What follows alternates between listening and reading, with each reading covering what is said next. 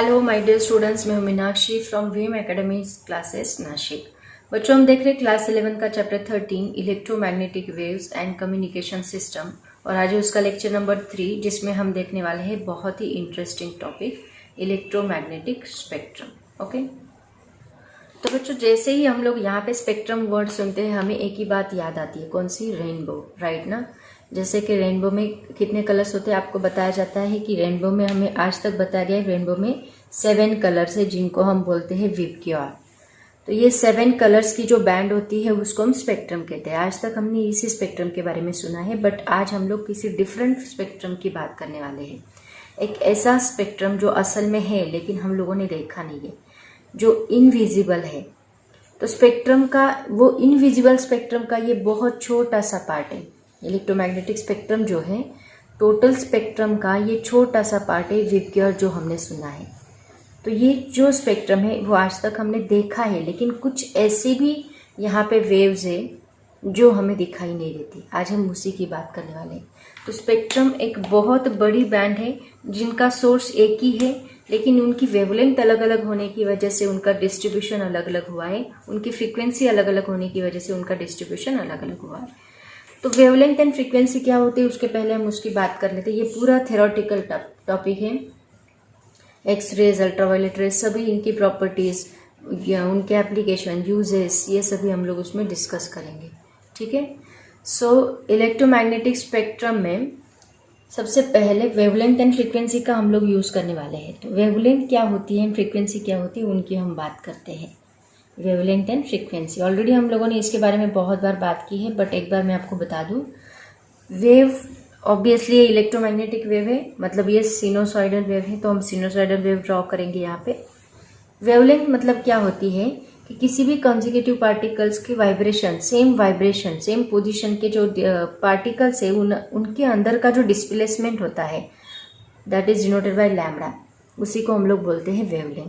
मतलब मान लो ये दो पार्टिकल जो सेम फेज में हैं, या फिर ये दो पार्टिकल जो सेम फेज में हैं, या फिर यहाँ का एक पार्टिकल, यहाँ का एक पार्टिकल जो कि सेम फेज में, इनको भी सिर्फ इसी को हम लोग वेवलेंथ नहीं कहेंगे, इसको भी हम लोग वेवलेंथ कहेंगे, इसको भी हम लोग वेवलेंथ कहेंगे, या फिर यहाँ का पार्टिकल और यहाँ का पार्टिकल, इसको भी हम लोग वेवलेंथ कहेंगे। तो ये सभी क्या है? वेवलेंथ से। सिमिलरली यहाँ का पार्टिकल, यहाँ का पार्टिकल, ये भी एक वेवलेंथ है।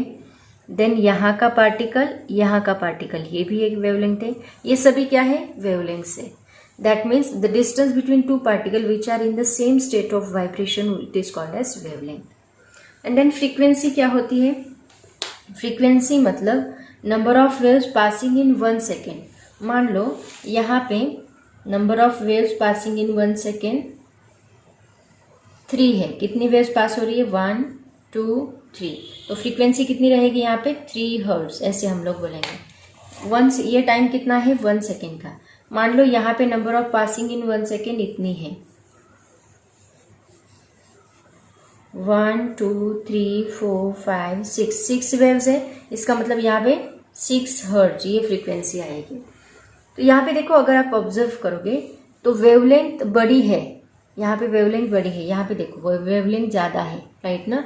अगर वेवलेंथ ज्यादा है तो 1 सेकेंड में कम वेव पास हो रही है, और अगर वेवलेंथ, यहाँ पे देखो वेवलेंथ बहुत कम है, इतनी सी ही वेवलेंथ है। वेवलेंथ अगर कम है, ये लैम्बडा, ये लैम्बडा। वेवलेंथ अगर कम है तो फ्रीक्वेंसी ज्यादा है, वेवलेंथ अगर ज्यादा है तो फ्रीक्वेंसी कम है। तो इससे हम बोल सकते हैं कि wavelength, frequency is inversely proportional to wavelength. If wavelength increases, frequency decreases, and if wavelength decreases, frequency increases. Both are inversely proportional to each other. तो ये हमें पता होना चाहिए, ठीक है। तो ये है इलेक्ट्रोमैग्नेटिक स्पेक्ट्रम में जिसका हम लोग यूज करने वाले, जिसके बेसिस पे वो स्पेक्ट्रम का डिस्ट्रीब्यूशन हुआ है, वो क्या है? Wavelength. Wavelength is nothing but the, मतलब फ्रीक्वेंसी उसमें आ ही जाएगी, क्योंकि वेवलेंथ चेंज होने से फ्रीक्वेंसी चेंज होगी। तो उनके बेसिस पे एक इलेक्ट्रोमैग्नेटिक स्पेक्ट्रम का डिस्ट्रीब्यूशन हुआ है, ठीक है। अब ये इलेक्ट्रोमैग्नेटिक स्पेक्ट्रम का सोर्स कौन है उसकी बात करते हैं। तो बच्चों देखो, सन से बहुत सारे रेज आते हैं, हमें पता है, राइट ना। जैसे कि हमें बोला जाता है कि ओजोन लेयर, पोल्यूशन की वजह से ओजोन लेयर को होल्स गिर रहे हैं और होल में से अल्ट्रावायलेट रेज आ सकते हैं, ऐसे हमने सुना। इसका मतलब ये अल्ट्रावायलेट रेज कहाँ से आ रहे हैं? सन से आ रहे हैं। तो अल्ट्रावायलेट रेज भी तो एक इलेक्ट्रोमैग्नेटिक वेव है, एक्स रेज। तो मैं आपको एक बात बता दूं, सन से सभी रेज निकलते हैं, मतलब सन से एक्स रेज निकलते हैं, जो हम लोग एक्सरे निकालने के लिए यूज करते हैं ना, वो एक्स रेज भी सन से आते हैं। मतलब एक्चुअल में हम जो यूज करते हैं वो आर्टिफिशियल एक्सरे है, बट नेचुरल एक्सरे जो है वो सन से आते हैं। अल्ट्रावायलेट रेज आते हैं, देन गैमा रेज आते हैं सन से, देन गैमा रेज के बाद और कौन से रेज है? रेडियो वेव्स आती है, बहुत सारे रेज है जो सन से आते हैं, लेकिन इनको एक पर्टिकुलर फॉर्मेट में उनको डिस्ट्रीब्यूट किया गया है। उसके बाद जो विजिबल रेज कौन से? यहाँ पे जो हमें देख रहे, हम देख सकते हैं विजिबल रेज कौन से? उसमें विजिबल रेज में आता है अपना विबग्योर, जिनको हम देख पाते हैं। तो हम बस इनको ही देख पाते हैं, बाकी ये किसी को भी हम लोग देख नहीं पाते, बट ये भी एक इलेक्ट्रोमैग्नेटिक स्पेक्ट्रम का ही पार्ट है। मतलब सन से आने वाले जो रेज है, इन सभी रेज में ये रेज प्रेजेंट है। सन से जितनी भी वेव्स आती हैं, ये सभी वेव्स में ये रेज प्रेजेंट है, और इन वेव्स को एक पर्टिकुलर फॉर्मेट में डिस्ट्रीब्यूट किया गया है। मतलब यहाँ पे रेडियो वेव्स, यहाँ पे यूवी रेज, यहाँ पे गैमा रेज, यहाँ पे विजिबल रेज, ऐसे पर्टिकुलर फॉर्मेट में इनको डिस्ट्रीब्यूट किया गया है। और उसी को हम लोग क्या बोलते हैं? उस पर्टिकुलर फॉर्मेट को किसके बेसिस पे डिस्ट्रीब्यूट किया है? वेवलेंथ एंड फ्रीक्वेंसी के बेसिस पे इनको डिस्ट्रीब्यूट किया है। मतलब इंक्रीजिंग वेवलेंथ, डिक्रीजिंग फ्रीक्वेंसी, ऐसे उनको डिस्ट्रीब्यूट किया गया है, और उसी को हम लोग क्या बोलते हैं? Electromagnetic spectrum. तो ये इनका मेन सोर्स क्या है? ये इलेक्ट्रोमैग्नेटिक वेव्स का मेन सोर्स है सन, जिससे ये बाहर निकलती। और ये तो नेचुरल सोर्स हो गया, आर्टिफिशियल सोर्सेस भी बहुत सारे हैं, तो उनकी भी हम बात करेंगे। जैसे कि हम लोग एक्सरेज हॉस्पिटल में प्रोड्यूस करते हैं, वो थोड़ी ना सन से लाते हैं। हॉस्पिटल में जो एक्सरेज हम प्रोड्यूस करते हैं, उनके लिए हम लोग पर्टिकुलर इंस्ट्रूमेंट यूज करते हैं। उसका मतलब एक इलेक्ट्रॉन बीम का बम्बार्डिंग होता है, देन एक्सरेज प्रोड्यूस होते हैं, तो वो हम आर्टिफिशियली एक्सरेज प्रोड्यूस करते हैं। सिमिलरली हर एक रेज को प्रोड्यूस करने के लिए आर्टिफिशियल वे भी है, जैसे कि इंफ्रारेड। जैसे कि ओवन में हम लोग इंफ्रारेड यूज करते हैं, तो इंफ्रारेड कौन प्रोड्यूस करता है? ओवन प्रोड्यूस करता है। उसमें भी हम लोग एक सर्किट यूज करते हैं, मतलब सर्किट का यूज करके भी ये रेज हम लोग प्रोड्यूस कर सकते हैं। आया समझ में? लेकिन मेन जो नेचुरल सोर्स है ये इन सभी रेज का, वो कौन है? सन है। तो बात करते हैं, पूरा थ्योरेटिकल पार्ट है, तो मैं डायरेक्टली टेक्स्ट बुक पे लेती हूँ ताकि आपको अच्छे से कोई पॉइंट मिस ना हो, लेकिन हर एक पॉइंट में एक्सप्लेन करूंगी, ठीक है? देखो बच्चों, सबसे पहले देखते हैं इलेक्ट्रोमैग्नेटिक स्पेक्ट्रम की डेफिनेशन क्या है। द ऑर्डरली डिस्ट्रीब्यूशन और sequential arrangement of electromagnetic waves according to their wavelength और frequencies in the form of distinct groups having different properties is called the electromagnetic spectrum। मतलब जो इलेक्ट्रोमैग्नेटिक वेव्स है जिनकी मैंने बात की, X rays, UV rays, gamma rays, radio waves, visible spectrum, तो वो जो इलेक्ट्रोमैग्नेटिक वेव्स है उनको अकॉर्डिंग टू वेवलेंथ उनको डिस्ट्रीब्यूट करना in the form of distinct groups having different properties is called as electromagnetic spectrum. तो देखो यहाँ पे स्पेक्ट्रम दिखाया है, तो अगर आप देखोगे तो ऊपर क्या है? फ्रीक्वेंसी, इस डायरेक्शन में फ्रीक्वेंसी इंक्रीज हो रही है। अगर ये देखो यहाँ पे कितनी है? दैट इज 10⁻², एक मिनट, देखो अभी दिख रहा है, ये देखो फ्रीक्वेंसी इन हर्ट्स 10⁻0, 10⁻², 10⁻4, 6, 5, 10, 12, 14, 16, 18, 20, 22, 24। मतलब ये फ्रीक्वेंसी इंक्रीजिंग ऑर्डर से उन्होंने लगाई है। ऑब्वियसली अगर फ्रीक्वेंसी इंक्रीज हो रही है, both are inversely proportional to each other, wavelength and frequency. That means यहाँ पे फ्रीक्वेंसी क्या, वेवलेंथ क्या होगी? डिक्रीज होगी।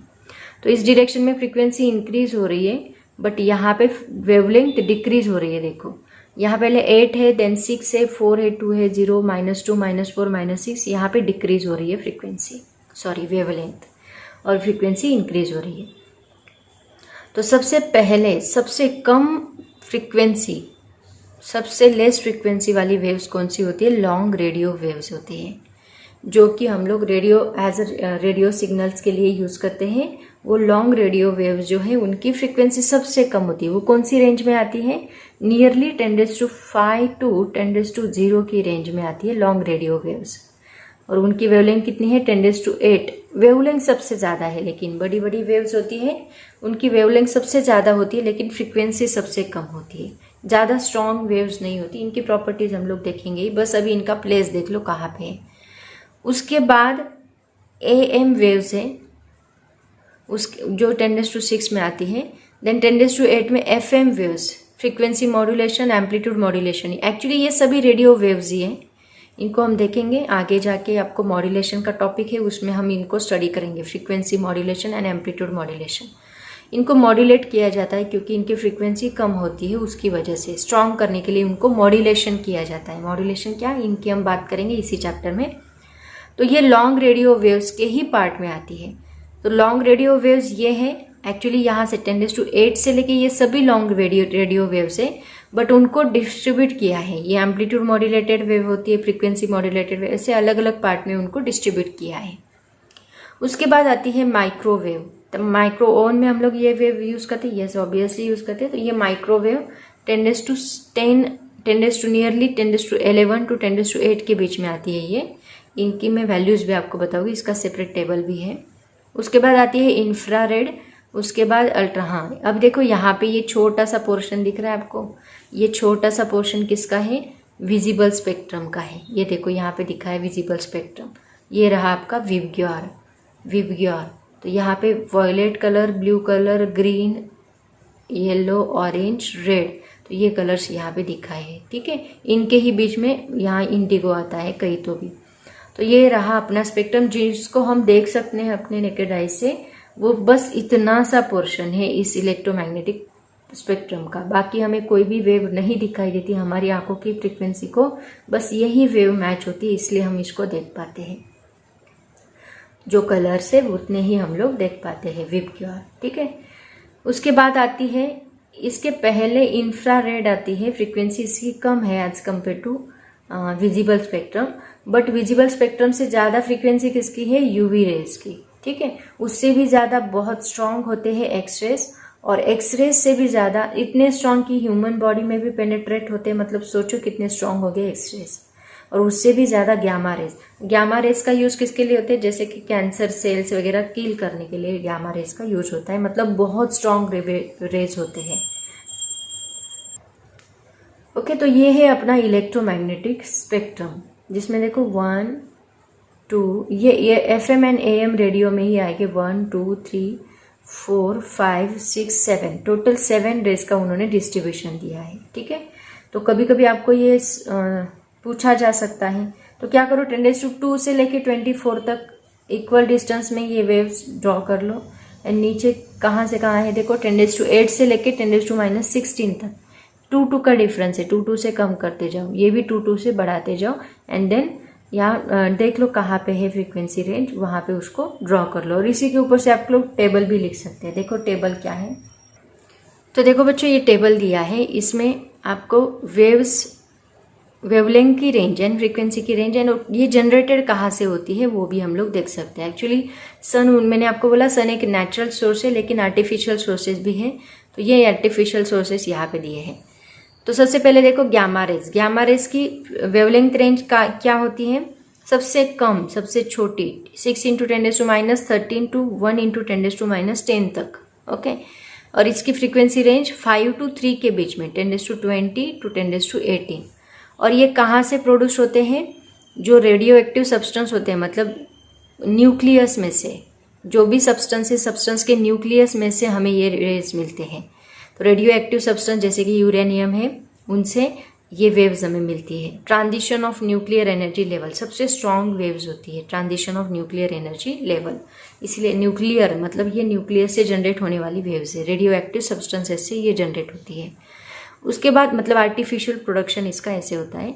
एक्सरेज 1 × 10⁻11 टू 3 × 10⁻, मतलब ये देखो ये 6 to 1 है, उसके बाद 1 से 1 × 10⁻11 से 3 तक एक्सरेज होते हैं, और उनकी फ्रीक्वेंसी यहाँ 3 है, वैसे 3 × 10⁻19 टू 1 × 10⁻16, यहाँ अभी कम होते जाएगी फ्रीक्वेंसी, है ना, यहाँ सबसे ज़्यादा है। अब फ्रीक्वेंसी कम होगी लेकिन वेवलेंथ बढ़ गई, देखो।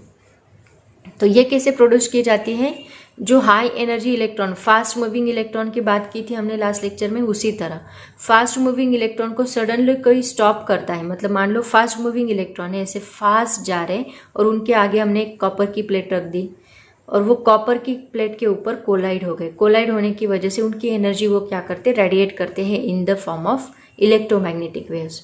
उसी को कहा जाता है X-ray. Bombardment of high energy electrons on a high atomic number target, जैसे कि copper, then it is there is a production of X-rays. Energy level transition of inner most orbital electron, ये इसकी भी हमने बात की थी लास्ट लेक्चर में कि इलेक्ट्रोमैग्नेटिक वेव्स का सोर्स कौन है, उसमें मैंने आपको बताया था जब हाइयर एनर्जी से इलेक्ट्रॉन लोअर एनर्जी में जंप करता है तो वो उसकी एनर्जी रेडिएट करता है, वो भी एक्सरे के फॉर्म में ही होती है। ठीक है, तो इसकी हम डिटेल में बात करेंगे ही वैसे। उसके बाद आती है अल्ट्रावायलेट रेज, जो कि 3 × 10⁻8 से लेकर 4 × 10⁻7 तक होती है, एंड उनकी फ्रीक्वेंसी 1 × 10⁻16 to 8 × 10⁻14 तक होती है। इनको कैसे जनरेट किया जाता है, rearrangement of orbital electrons of atoms between energy levels, जो इलेक्ट्रॉन्स होते हैं उनकी रीअरेंजमेंट करके ऑर्बिटल लेवल्स में, as in high voltage gas discharge to the sun and mercury vapour lamp. अभी ये उनके नेचुरल सोर्सेज भी दिए हैं। अगर उनको हाई वोल्टेज डिस्चार्ज किया हमने तो वहाँ पे इलेक्ट्रॉन्स को रीअरेंज किया जाएगा एनर्जी लेवल्स में, तो वहाँ पे अल्ट्रावायलेट रेज जनरेट होगी। ठीक है, उसके बाद आता है विजिबल लाइट, जो हम देख पाते हैं, तो वो फ्रीक्वेंसी रेंज क्या है, 4 × 10⁻7 to 8 × 10⁻7 ये वेवलेंथ है, एंड 8 × 10⁻14 to 4 × 10⁻14, मतलब हम लोग इसी फ्रीक्वेंसी के अंडर देख पाते हैं। हमारी आंखों की रेंज यही है, यही हमारी आंखों की जो विजिबल लाइट की रेंज होती है ना, वही हमारी आंखों की रेंज है। Rearrangement of outer orbital electrons in atoms and molecules, ये भी सेम तरह से। Example gas discharge 2। Actually 12th में ये टॉपिक है आपको, तब हम लोग इसको डिस्कस करेंगे डिटेल में कि कैसे इलेक्ट्रॉन स्पेक्ट्रम कैसे फॉर्म होता है, इसकी हम बात करेंगे ही। 12th में बहुत बड़ा टॉपिक है ये, इलेक्ट्रॉन्स को रीअरेंज कैसे किया जाता है। ठीक है, उसके बाद इंफ्रारेड होती है। इंफ्रारेड हॉट ऑब्जेक्ट्स जो भी होते हैं, जैसे कि मैंने आपको बताया कि ओवन वगैरह उसमें हम देखते हैं हॉट ऑब्जेक्ट्स में ये इंफ्रारेड प्रोड्यूस्ड होते हैं, मतलब जो भी हॉट बॉडी है उसमें से जो रेज बाहर निकलते हैं वो इंफ्रारेड होते हैं। तो इनकी वेवलेंथ रेंज है 8 × 10⁻7 to 3 × 10⁻4 and 4 × 10⁻14 to 1 × 10⁻12 frequency range है। उसी तरह माइक्रोवेव्स होते हैं, special electronic devices such as klystron tube. Electronic devices से ये वेव्स जनरेट होती हैं 3 × 10⁻4, 6 × 10⁻2, और इसकी फ्रीक्वेंसी रेंज 1 to 5 के बीच में होती है।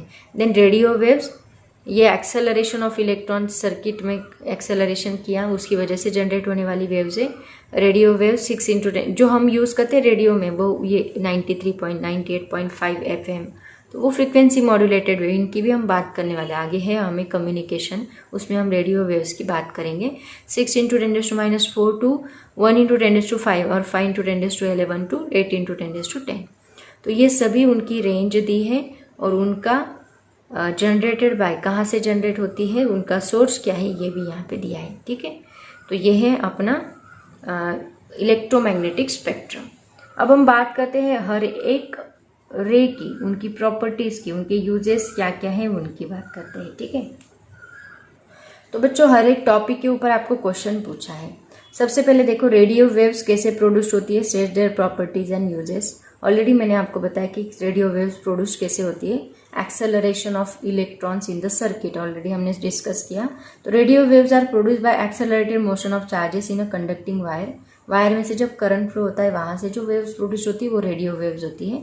And the frequency of waves produce by the circuit depends upon the magnitude of the inductance and the capacitance. वो सर्किट में जो हम डिवाइस यूज करेंगे, इंडक्टेंस एंड कैपेसिटेंस, उसके ऊपर इसकी मैग्नीट्यूड, इसकी वैल्यू डिपेंड करेगी।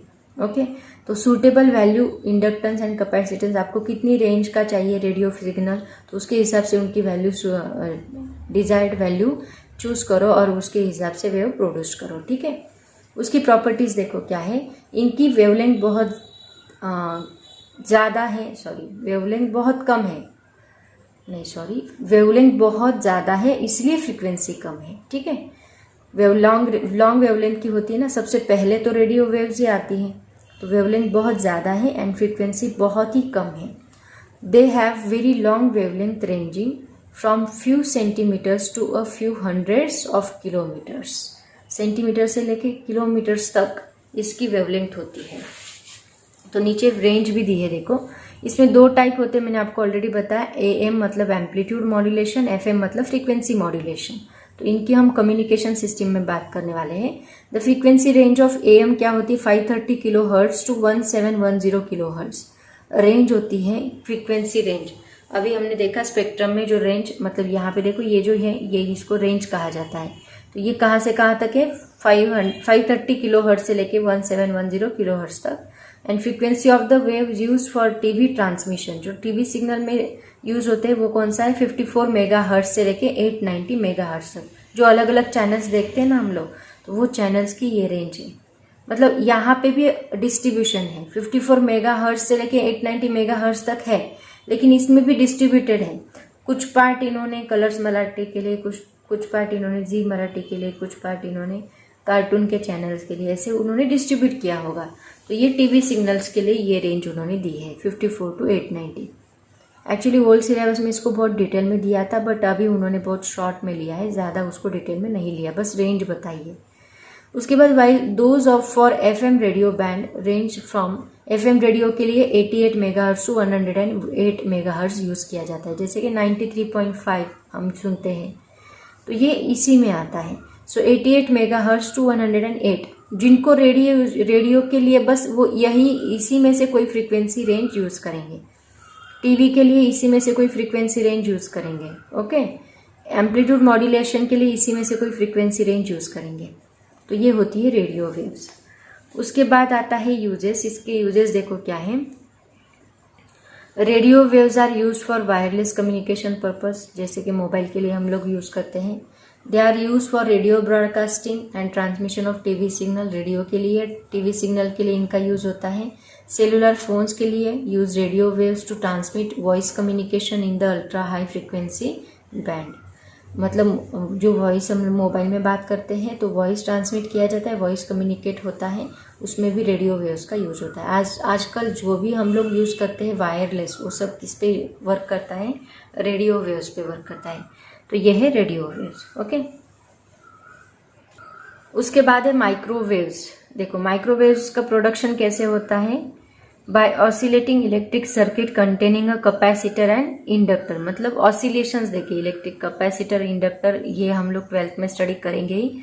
तो उसमें ऑसिलेटर होता है, मतलब ऐसी वेव जनरेट की जाती है उसमें। तो उस ऑसिलेटर सर्किट का यूज करके माइक्रोवेव को हम लोग प्रोड्यूस कर सकते हैं। ओके, उसमें दे can be produced by special vacuum tubes also, vacuum tubes का यूज करके भी इसको प्रोड्यूस किया जाता है। इनकी प्रॉपर्टीज देखो क्या है। कुछ पर्टिकुलर सब्सटेंस के ऊपर जब ये इंसिडेंट होती है तो वो सब्सटेंस हीट होता है, they heat certain substances on which they are incident. And second one is they can be detected by crystal detectors, as a crystal detector भी इनको यूज किया जा सकता है। ठीक है, उसके बाद यूजेस देखो क्या है इनके। Use for the transmission of TV signal, then TV signal के लिए भी माइक्रोवेव का यूज होता है। लॉन्ग डिस्टेंस टेलीफोन कम्युनिकेशन, या फिर माइक्रोवेव ओवन्स, ऑलरेडी मैंने हम इसकी बात की, ओवन सबके घर में होता है। Microwave ovens are use for cooking. Then use in a radar system for the location of distant object like ships, aeroplane. Radar आपको पता होगा, उसमें भी इसका यूज होता है। दे आर, क्योंकि ये बहुत लॉन्ग डिस्टेंस तक ट्रैवल कर सकती है उनकी फ्रीक्वेंसी ज़्यादा होने की वजह से, इसीलिए इसका यूज किया जाता है। They are use in the study of atomic and molecular structure also. Okay, ये प्रॉपर्टीज एंड यूजेस हैं। उसके बाद है इंफ्रारेड। इंफ्रारेड हॉट बॉडीज से रिलेटेड है, जो भी हॉट बॉडीज होती है उसमें से इंफ्रारेड बाहर निकलते हैं। So all hot bodies are sources of infrared rays. About 60% of the solar radiation are infrared in nature. 60% solar radiation ही इंफ्रारेड है। ठीक है, उसमें thermocouple, thermopile and bolometers are use to detect infrared rays. Actually ये instrument है, आपको 12th में ये टॉपिक है थर्मोकपल्स, तो उसमें इंफ्रारेड डिटेक्ट करने के लिए ऐसे इंस्ट्रूमेंट का यूज किया जाता है। ठीक है, उसके बाद प्रॉपर्टीज देखो क्या है। ऑब्वियसली ये जब किसी हॉट बॉडी के ऊपर इंसिडेंट होते हैं तो वो उनको हीट करती है। When infrared rays are incident on any object, the objects get heated. These rays are strongly absorb by glass, they can penetrate through thick columns of fog, mist and cloud cover. इसमें penetrate होती है mist, fog में, cloud cover में, ठीक है। अब देखो इसके यूजेस क्या है। Used in a remote sensing, used in a diagnose of superficial tumours, medical field में भी इसका बहुत बड़ा यूज है। Then diagnose of superficial tumours and varicose veins, use to cure infantile paralysis and to treat sprains, dislocations and fractures, क्योंकि ये बहुत strong होने की वजह से वहाँ की सेल्स को किल कर सकती है, इसीलिए इसका यूज किया जाता है मेडिकल फील्ड में। इसमें they are used in solar water heaters and solar cookers. Special infrared photographs of the body called thermograms can reveal diseased organs because these parts radiate less heat than the healthy organs. Okay. Then infrared binoculars and thermal imaging cameras are used in military application for night vision. Cameras में भी इसका use है। Used to keep greenhouse warm. Then used in remote controls of TV, VCR, etc. इन सब में जो LED, देखो किसी remote के आगे जो LED होता है छोटा सा, जो हमें दिखाई नहीं देता, उससे निकलने वाले रेज हमें दिखाई नहीं देते, but most of the cases remote में ये इंफ्रारेड का यूज होता है, ठीक है। जो हम अपने टीवी के लिए वगैरह यूज करते हैं उसमें इंफ्रारेड जो LED होता है, लाइट इमिटिंग डायोड, उसमें से निकलने वाले जो रेज है वो कौन से होते हैं, इंफ्रारेड रेज होते हैं। और तो और इसका हॉस्पिटल के लिए भी बहुत ज़्यादा, मेडिकल फील्ड में भी अच्छा यूज है, ठीक है। तो ये थे इंफ्रारेड। अब बात करते हैं अपने विजिबल लाइट की, जो हम देख पाते हैं। तो देखो विजिबल लाइट मतलब it is the most familiar form of electromagnetic waves, क्योंकि हम उसको देख पाते हैं। This wave are detected by human eye, therefore this wavelength range is called the visible light. इसको हम देख पाते हैं, इसीलिए हम इसको क्या कहा जाता है, विजिबल लाइट कहा जाता है। Visible light is emitted due to atomic excitation, जैसे कि हमने बोला कि इलेक्ट्रॉन्स का एक्साइटेशन होता है एनर्जी लेवल्स में, उसकी वजह से ये प्रोड्यूस किया जाता है। विजिबल लाइट इमिटेड और reflected from objects around us provides us information about those objects and hence about the surrounding. मतलब क्या इन्फॉर्मेशन, कि उसका कलर कौन सा है, रेड है, वॉलेट है, कौन सा कलर है, इसकी इन्फॉर्मेशन ये हमें देता है। Different wavelengths gives rise to different colours, जैसे कि देखो अलग अलग कलर के लिए अलग अलग वेवलेंथ है। वॉलेट के लिए 380 to 450 नैनोमीटर, ब्लू के लिए 450 to 495 नैनोमीटर। विबग्योर है ना, एक्चुअली इन दोनों के बीच में इंडिगो आता है। ग्रीन के लिए 495 to 570, येलो के लिए 570 to 590, ऑरेंज के लिए 590 to 620 एंड रेड के लिए 620 to 750। तो ये अलग अलग कलर की अलग अलग वेवलेंथ है, और इसी के बीच में मतलब 380 से लेकर 750 तक क्या है, विजिबल स्पेक्ट्रम है, ठीक है। बस इतनी इन्फॉर्मेशन इसकी है। उसके बाद है अल्ट्रावायलेट रेज, जैसे कि हमने इसकी बात की, वो टेबल से आपको बहुत सारी बातें क्लियर हो गई। वो टेबल एक बार आप लर्न कर लो तो प्रॉपर्टीज थोड़ी बहुत, यूजेस थोड़े बहुत लर्न कर लिए तो आप इजीली आराम से लिख सकते हैं। Ultraviolet raise can be produced by the mercury vapour lamp से इसका यूज किया जाता है, प्रोडक्शन किया जाता है। Electric spark and carbon arc lamp, मतलब बहुत सारे मर्क्यूरी वेपर लैम्प वगैरह लैबोरेटरी में, फिजिक्स लैब में बहुत बार प्रैक्टिकल के लिए यूज किया जाता है इसको। They can also be obtain bye striking electrical discharge in hydrogen and xenon gas tube, मतलब हाइड्रोजन गैस में अगर आप इलेक्ट्रिकल डिस्चार्ज कर दे तो वहाँ के जो इलेक्ट्रॉन्स है उनको एनर्जी मिलती है, और वो एनर्जी लेवल से जंप करके दूसरे एनर्जी लेवल में जाते हैं, तो वहाँ पे यूवी रेज प्रोडक्शन होता है, ठीक है। Then sun is the most important natural source of ultraviolet rays, most of which are absorbed by the ozone layer in the earth atmosphere। हमें पता है ना कि सन से आने वाले जो भी अल्ट्रावायलेट रेज है उनको ओजोन लेयर एब्जॉर्ब कर लेता है, बट हम उस ओजोन लेयर को डिस्ट्रॉय कर रहे हैं, किसकी वजह से, पोल्यूशन की वजह से। तो अल्ट्रावायलेट रेज का सबसे इंपॉर्टेंट सोर्स जो कोई भी है वो सन है। एक्चुअली ये सभी का नेचुरल सोर्स कौन है, सन है।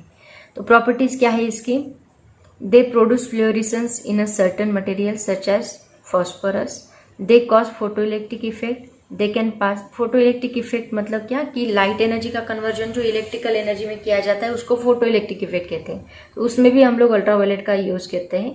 दे cannot pass through glass but pass through quartz, fluoride, rock salt, ये क्या है, these are the crystals. Glass में से पास नहीं होता लेकिन इन क्रिस्टल्स में से वो पास हो सकता है। They possess the property of synthesizing vitamin D when skin is exposed to them।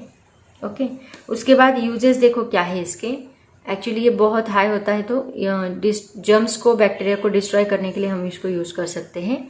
Ultraviolet rays destroy germs and bacteria and hence they are used for sterilising surgical instrument and for purification of water, इसके लिए इसका use है।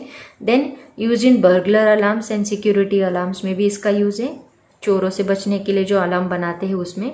Use to distinguish real and fake germs. Then used in analysis of chemical compounds, used to detect forgery। Okay, बहुत सारे uses है इसके और भी। उसके बाद है एक्सरेज, जो और सब लोग इससे फैमिलियर है। सो जर्मन फिजिसिस्ट थे W.C. रॉन्टजेन, उन्होंने डिस्कवर्ड किया था एक्सरे को while studying cathode rays, hence X rays are also called as roentgen. इनको रॉन्टजेन रेज भी कहा जाता है। कैथोड रेज का जब वो स्टडी कर रहे थे तब उनको एक अलग ही टाइप के रेज दिखे, इसीलिए दिखे नहीं, उन्होंने फील किए, मतलब एक्सपीरियंस किया कि कुछ अलग ही टाइप के रेज यहाँ पे प्रोड्यूस हो रहे हैं उनको, इसीलिए उन्होंने उसको एक्स नाम दिया। Cathode rays is a stream of electrons emitted by the cathode in a vacuum tube. Actually ये भी इलेक्ट्रॉन से ही जनरेट होने वाले, बहुत सारे रेज जो है वो इलेक्ट्रॉन से जनरेट होते हैं और वो बहुत ही स्ट्रांग होते हैं क्योंकि उनकी वेवलेंथ बहुत छोटी होती है। इलेक्ट्रॉन जब अपनी एनर्जी रेडिएट करता है वो किसी वेव के फॉर्म में बाहर निकलती है और वो बहुत ही छोटी वेवलेंथ और ज़्यादा फ्रीक्वेंसी के होते हैं। X-rays are produced when cathode rays are suddenly stop by an obstacle. जैसे कि मैंने आपको बताया, एक फास्ट मूविंग इलेक्ट्रॉन की बीम जा रही है, उनको सडनली किसी ने स्टॉप किया, किसी ऑब्स्टेकल उसके बीच में आ गया, तो वो अपनी एनर्जी को रेडिएट कर देंगे, उसी को हम बोलते हैं X rays. They are high energy electromagnetic waves, they are not deflected by electric and magnetic field का इसके ऊपर कोई असर नहीं होता। X rays ionise the gases through which they pass, मतलब जो गैसेस में से वो पास करते हैं उसको आयोनाइज कर देता है X-ray. They have high penetrating power, मतलब ह्यूमन बॉडी के अंदर भी जा सकता है, तो सोचो पेनिट्रेटिंग पावर कितनी होगी। Their overdose can kill living plant and animal tissues and hence are harmful। इसका अगर ज़्यादा यूज़ किया एक्सरेज का ह्यूमन बॉडी के ऊपर भी, तो कभी कभी जो कैंसर की सेल्स वगैरह होती हैं उनको बर्न करने के लिए भी हम लोग एक्सरेज का यूज़ करते हैं। तो इसका ओवरडोज ज़्यादा अच्छा नहीं होता, वो हार्मफुल होता है ह्यूमन बॉडी के लिए भी। और इनके इसके यूजेस तो बहुत सारे हैं, आपको बताने की ज़रूरत नहीं है, लेकिन जो हमें मेडिकल यूजेस पता है, बट इसके और भी कुछ यूजेस है वो देख लेते हैं। Useful in the study of the structure of the crystal, crystal का स्ट्रक्चर कैसा है वो स्टडी करने के लिए हम लोग इसका यूज़ करते हैं। X-ray photographs are useful to detect bone fractures, many other medical uses such as CT scan वगैरह, उसमें भी इसका यूज़ होता है। X-rays are use to detect flaw और क्रैक्स इन मेटल्स, मेटल्स में अगर क्रैक होगी उसके लिए इसका यूज़ होता है। Use for detection of explosive opium. Okay, और भी एक्सरेज के मेडिकल एंड इंडस्ट्री में भी बहुत सारे यूज है, जैसे कि डायमंड नकली है कि नहीं उसमें भी इसका यूज़ किया जाता है। ऐसे बहुत सारे यूजेस है, ठीक है। उसमें से कौन से भी तीन चार सबके यूजेस लर्न करके रखो, पूछे जा सकते हैं 2 मार्क्स के लिए वगैरह। उसके बाद है गामा रेज, जो कि लास्ट रेज है। गामा रेज मतलब क्या, देखो, gamma rays are emitted from the nuclei, nucleus में से निकलने वाले जो रेडियो एक्टिव एलिमेंट्स है सच एज यूरेनियम, रेडियम, उसमें से निकलने वाले रेज होते हैं गामा रेज, सबसे स्ट्रॉन्ग रेज इलेक्ट्रोमैग्नेटिक स्पेक्ट्रम में। ओके, इनकी प्रॉपर्टीज है highest energy, kilo electron hole से लेके गीगा इलेक्ट्रॉन होल तक इनकी एनर्जी होती है। दे आर हाईली पेनेट्रेटिंग, बहुत ज़्यादा, एक्सरे से भी ज़्यादा पेनेट्रेटिंग होती है। They have a small ionising power, लेकिन आयोनाइजिंग पावर बहुत कम है। दे किल लिविंग सेल्स। यूजेस क्या है इसके, used and insecticide and disinfectant for wheat and floor. अच्छा, देखो, जो हम घर में यूज़ करते हैं अपने, देखो आपको किसी मेडिकल स्टोर में से एक ऐसा पॉकेट मिलता है जो बहुत सारे फार्मर्स क्या करते हैं, फार्मर या हम लोग भी यूज़ करते हैं व्हीट में रखने के लिए, राइट ना, ताकि उसमें कीड़े मकोड़े ना हो, उसके लिए हम लोग इसका यूज़ करते हैं। तो ऐसे इंसेक्टिसाइड्स एंड डिसइंफेक्टेंट के लिए हम लोग इसको यूज़ करते हैं गामा रेज को। मतलब उसी को हम लोग फूड प्रिजर्वेशन भी कहा जा सकता है उसको, तो use for food preservation, use in radiotherapy also, जैसे कि कैंसर की या ट्यूमर के ट्रीटमेंट के लिए, उसको किल करने के लिए, बर्न करने के लिए इसका यूज किया जाता है। They are use to produce nuclear reactions. Okay, तो बच्चों ये सभी टाइप के रेज हमने यहाँ पे स्टडी किए हैं। अब यहाँ पे एक क्वेश्चन उन्होंने पूछा है, देखो क्वेश्चन बहुत ही सिंपल है। क्वेश्चन देखो क्या है, सबकी प्रॉपर्टीज, यूजेस, प्रोडक्शन, सबका लर्न करके रखो, रीड करो, आपको ऑटोमेटिकली लर्न हो जाएगा, ज़्यादा डिफिकल्ट नहीं है। तो इसके ऊपर एक क्वेश्चन देखो क्या पूछा गया है, सिंपल क्वेश्चन है। कभी कभी कॉम्पिटिटिव एग्जाम्स में ऐसा क्वेश्चन पूछा जा सकता है। Identify the name and part of the electromagnetic spectrum and arrange this wavelengths in ascending order of magnitude. Ascending मतलब डिक्रीजिंग ऑर्डर से लिखना है। तो सबसे पहला दिया है λ1 are used by a FM radio station for broadcasting. FM radio station के लिए कौन सी वेव्स यूज होती है, मैंने ऑलरेडी आपको बताया कौन सी वेव्स यूज होती है, that is radio waves. So λ1 belongs to radio waves. λ2 are use to detect bone fracture. Bone fracture के लिए हम कौन यूज करते हैं, एक्सरेज, तो λ2 बिलोंग्स टू एक्सरेज।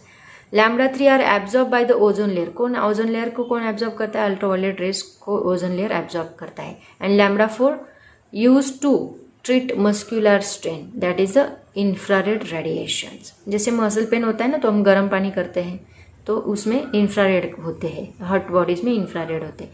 और इनको अरेंज करो बोला है। सबसे बड़ी वेवलेंथ किसकी है, रेडियो वेव्स की है।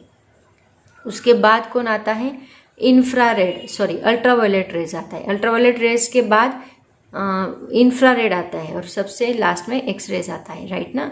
तो सबसे पहले कौन आएगा, λ2 मतलब लेस देन बोला है उन्होंने। देखो सबसे पहले कौन आएगा, λ1 आएगा, उसके बाद आएगा इंफ्रारेड स्पेक्ट्रम में देखो, उसके बाद आएगा अल्ट्रावायलेट एंड देन सबसे एंड में आएगा λ2। क्योंकि λ2 की वेवलेंथ सबसे ज़्यादा है इसलिए उसकी फ्रीक्वेंसी सबसे λ2 की वेवलेंथ सबसे कम है इसलिए फ्रीक्वेंसी ज़्यादा है, ठीक है।